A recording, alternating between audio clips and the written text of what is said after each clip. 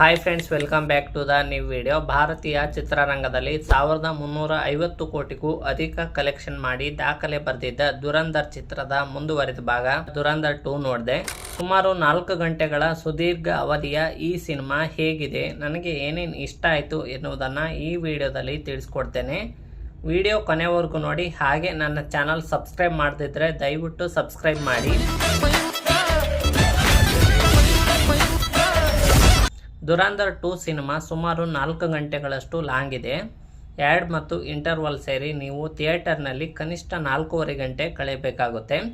ಇನ್ನು ಸಿನಿಮಾದ ಕತೆ ವಿಚಾರಕ್ಕೆ ಬರೋದಾದರೆ, ದುರಂಧರ್ ಮೊದಲ ಭಾಗದ ಕೊನೆಯಲ್ಲಿ ರಣವೀರ್ ಸಿಂಗ್ ಅವರ ಹಮ್ಜಾ ಕ್ಯಾರೆಕ್ಟರ್ ಪಾಕಿಸ್ತಾನಕ್ಕೆ ನುಗ್ಗುವುದನ್ನು ತೋರಿಸಲಾಗಿತ್ತು. ಎರಡನೇ ಭಾಗದಲ್ಲಿ ಆತನ ಹಿನ್ನೆಲೆ ಏನು ಮತ್ತು ಪ್ರಸ್ತುತ ಪಾಕಿಸ್ತಾನದಲ್ಲಿ ಆತ ನಡೆಸುವ ಕಾರ್ಯಾಚರಣೆ ಏನು ಎಂಬುದನ್ನು ತೋರಿಸಲಾಗಿದೆ.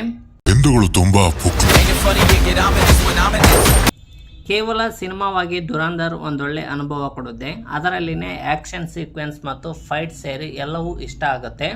ಆದರೆ ಈ ಸಿನಿಮಾದಲ್ಲಿ ಹಿಂಸಾಚಾರ ತುಂಬ ಹೆಚ್ಚಾಗಿದೆ. ಕೊಡಲಿ ಗನ್ ಬಳಸಿ ಮಾಡುವ ಕೊಲೆಗಳು ಮತ್ತು ರಕ್ತ ಚಿಮ್ಮುವ ದೃಶ್ಯಗಳು ವೀಕ್ ಹಾರ್ಟ್ ಇರುವವರಿಗೆ ಡಿಸ್ಟರ್ಬ್ ಮಾಡಬಹುದು. ಕೆಲವು ದೃಶ್ಯಗಳನ್ನು ನೋಡಲಾಗದೆ ಕಣ್ಣು ಮುಚ್ಚಿಕೊಳ್ಳುವಷ್ಟು ಕ್ರೌರ್ಯ ಇಲ್ಲಿದೆ. ಆದ್ದರಿಂದ ಇದು ಫ್ಯಾಮಿಲಿ ಮತ್ತು ಮಕ್ಕಳೊಂದಿಗೆ ನೋಡುವ ಸಿನಿಮಾ ಅಲ್ಲ.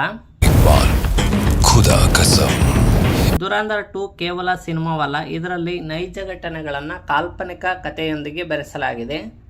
ಸಿನಿಮಾದಲ್ಲಿ ನ್ಯಾಷನಲಿಸಮ್ ಅನ್ನು ಪ್ರಚೋದಿಸುವ ಸನ್ನಿವೇಶಗಳಿವೆ. ಪ್ರಸ್ತುತ ಕೇಂದ್ರ ಸರ್ಕಾರ, ಯುಪಿ ಸರ್ಕಾರ ಮತ್ತು ಪ್ರಧಾನಿ ಮೋದಿಯವರ ಕಾರ್ಯವೈಖರಿಯನ್ನು ಬೆಂಬಲಿಸುವಂತೆ ಸನ್ನಿವೇಶಗಳನ್ನು ಸೃಷ್ಟಿಸಲಾಗಿದೆ. ನೋಟ್ ಬ್ಯಾನ್ ನಿರ್ಧಾರವನ್ನು ಈ ಚಿತ್ರದಲ್ಲಿ ತಾರ್ಕಿಕವಾಗಿ ಸಮರ್ಥಿಸಿಕೊಳ್ಳಲಾಗಿದೆ. ಯುಪಿಯ ಡಾನ್ ಅತೀಕ್ ಅಹಮದ್ ಹತ್ಯೆಯ ಸನ್ನಿವೇಶವನ್ನು ಹೋಲುವ ಆತಿಫ್ ಅಹಮದ್ ಎಂಬ ಪಾತ್ರವನ್ನು ಇದರಲ್ಲಿ ಬಳಸಲಾಗಿದೆ. ಇನ್ನು ಸಿನಿಮಾದಲ್ಲಿನ ನಟನೆ ಮತ್ತು ಟೆಕ್ನಿಕಲ್ ಅಂಶಗಳನ್ನು ನೋಡೋದಾದರೆ, ರಣವೀರ್ ಸಿಂಗ್ ತಮ್ಮ ಅದ್ಭುತ ನಟನೆಯಿಂದ ಮತ್ತೊಮ್ಮೆ ಗೆದ್ದಿದ್ದಾರೆ. ಪಾಕಿಸ್ತಾನಕ್ಕೆ ನುಗ್ಗುವ ಮುಂಚಿನ ಶೇಡ್ ಮತ್ತು ಅಲ್ಲಿನ ಹಮ್ಜಾ ಶೇಡ್ ಎರಡರಲ್ಲೂ ಅವರು ಜೀವಿಸಿದ್ದಾರೆ. ಮೊದಲ ಭಾಗದಲ್ಲಿದ್ದ ಮೇಜರ್ ಇಕ್ಬಾಲ್ ಈ ಭಾಗದಲ್ಲಿ ರಣವೀರ್ ಸಿಂಗ್ ಎದುರು ಬಲಿಷ್ಠ ವಿಲನ್ ಆಗಿ ಕಾಣಿಸಿಕೊಳ್ಳುತ್ತಾರೆ. ದೀವಿ ಸಾಂಗ್ ಮತ್ತು ಬಲೂಚಿ ಸಂಸ್ಕೃತಿಯನ್ನು ಬಿಂಬಿಸುವ ಆರಿ ಆರಿ ಹಾಡುಗಳು ಸಿನಿಮಾದ ಪ್ಲಸ್ ಪಾಯಿಂಟ್ ಆಗಿವೆ.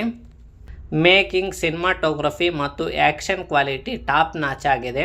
ಸಿನಿಮಾದಲ್ಲಿ ಕೆಲವು ಘಟನೆಗಳನ್ನು ಪ್ರೊಪಗಾಂಡಾ ಥರ ಬಳಸಿರುವುದು ಮತ್ತು ಅತಿಯಾದ ಹಿಂಸಾಚಾರ ಎಲ್ಲರಿಗೂ ಇಷ್ಟವಾಗದಿರ್ಬೋದು.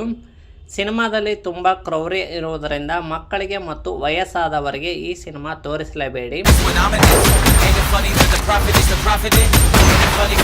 ಇದು ಅವರ ಮನಸ್ಸಿನ ಮೇಲೆ ಕೆಟ್ಟ ಪರಿಣಾಮ ಬೀರಬಹುದು.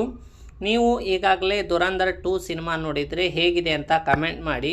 ವಿಡಿಯೋ ಇಷ್ಟ ಆಗಿದ್ದರೆ ಲೈಕ್ ಮಾಡಿ, ಶೇರ್ ಮಾಡಿ. ಇದೇ ರೀತಿಯ ವಿಡಿಯೋಗಾಗಿ ನನ್ನ ಚಾನಲ್ ಸಬ್ಸ್ಕ್ರೈಬ್ ಮಾಡೋದನ್ನು ಮರೆಯಬೇಡಿ. ಮುಂದಿನ ವಿಡಿಯೋದಲ್ಲಿ ಸಿಗೋಣ. ನಮಸ್ಕಾರ.